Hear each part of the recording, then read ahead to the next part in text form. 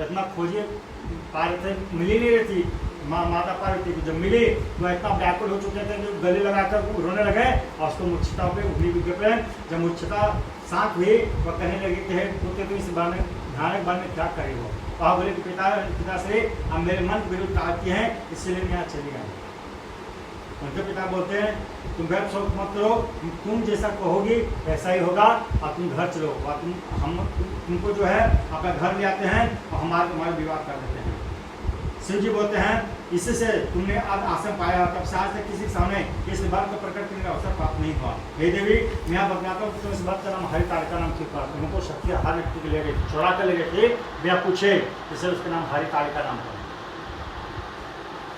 पार्वती ने कहा कि प्रभु आपने नाम तो बताया, अब विधि विधि बताएं इसका क्या पुण्य है, क्या फल है, इस बात को पूर्व में किसने किया और जो भी स्त्री अपने पति की दीर्घायु चाहते हो इस बात को कैसे करें, इसके विधि विधान क्या है सो हमें बताएं।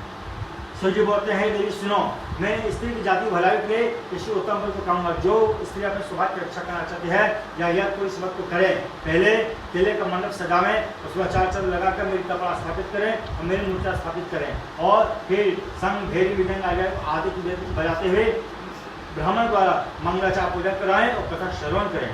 जिस ऋतु में आप पूजा करना चाहते हैं उसमें फूल धूप गंध से उनका निमित्त भोग लगावें। ऊपर जो वस्तु गिनाई गई हैं उनके अतिरिक्त नारियल, सुपारी, जामरी, नींबू, लौंग, अनार, नारंगी जो भी फल फूल हो उन सब भावों को अपने निमित्त भोग लगावें और धूपादि से पूजन करें और प्रार्थना करें। हे शिवे, शिव रूपिणी, हे मंगले, सब अर्थों को देने वाली है देवी शिव रूपी, आपको सदा के लिए नमस्कार है, आपको सदा के लिए नमस्कार है। हे ब्रह्म रूपिणी, आपको सदा के लिए नमस्कार है। हे जगत्री, मेरे पति को दीर्घायु दो। हे सिंहानी, संसार के भय से भयभीत दिन को रक्षा करो, जब तक शुभ सौभाग्य प्राप्त होता है। और जो स्त्रियाँ तृतीय के बाद भक्षण करती है और 7 जन तक बांध रहती है, उसको बार बार विवाह होना पड़ता है, उसको ना कहीं बच्चा होगा और ना उसका पति जीवित रहेंगे। और सदा दल के स्वतःगुण स्वभाव की लड़ा की सदा दुर्भोग पाने वाली होती है। उपासना करने वाली स्त्रियाँ आदमी घोर नरक की चली जाती है। तीज के दिन अन्न खाने से सुखरी, फल खाने से बंदरिया, पानी पीने से जोंक, दूध पीने से सापिन, मांसाहार खाने से बाघिन, दही खाने से बिल्ली, मिठाई खाने से चिट्टी घर में उत्पन्न होती है और उस रोज सोने से अजगर और पति को धोखा देने से मुर्गी यहाँ उत्पन्न होती है। इसलिए हर स्त्री व्रत करे, दूसरे दिन स्वयं चांदी का बांस के पात्र में भरकर ब्राह्मण को दान करें और पालन करें। जिस प्रकार से व्रत को करती है और मेरे समय पर करती है, जब मन रखती है तुम्हारा समस्त हो जाता है। देवी इस प्रकार से संसारी भोग को मुक्ति पाकर अंत में जो भी हर कार्य का बात को करता है और कथा को सुनने से भी प्राणी को 1000 अश्वमेध का अवसर पर बात को लेकर फल प्राप्त होता है। हे देवी, मैंने सब धर्म उत्तम मत को बताया जिसके कारण से प्राणी सुख पाता सत्य में सुख, जिसके कारण से प्रेसा पापों से छूट कर मोक्ष पाया जाता है। और इस कलिकाल में जो स्त्रियाँ अपनी पति की दीर्घायु वस्तु चाहती हैं वे व्रत को हर्ष करें और नियम के साथ इसमें कोई शंका ही नहीं है।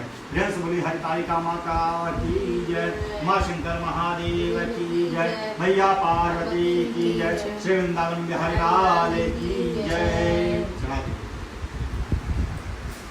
ओम श्री कर्पूर गौरं करुणावतारं संसार सारं भुजगेन्द्रहारं सदा वसन्तं हृदयारविन्दं भवानी शैकं नमामि सीताभस्मालिको गलिं मालिका च ललाटे च तेरे नेत्रधारी नमस्कार शाम सदाय अर्पणमस्तु। चलिए पंखा बंद कीजिए।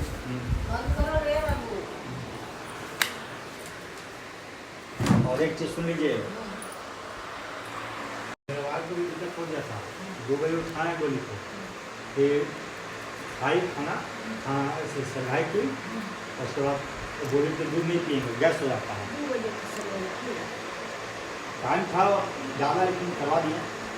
तो उसके बाद गोली का मिठाई नहीं खाएंगे, कलाकंद में जो है ज़्यादा गैस हो जाता है।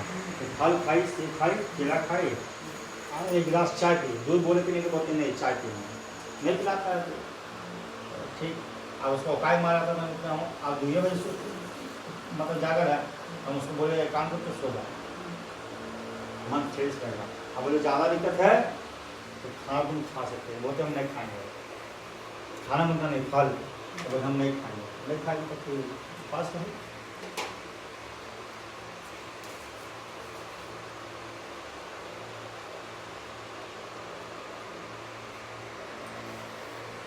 कपूर है ना जी। कपूरवा की कपूरवा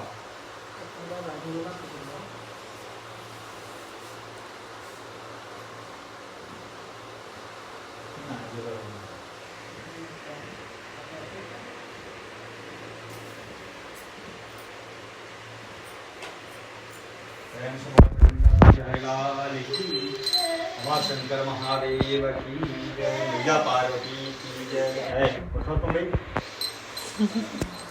कर्पूर गौरम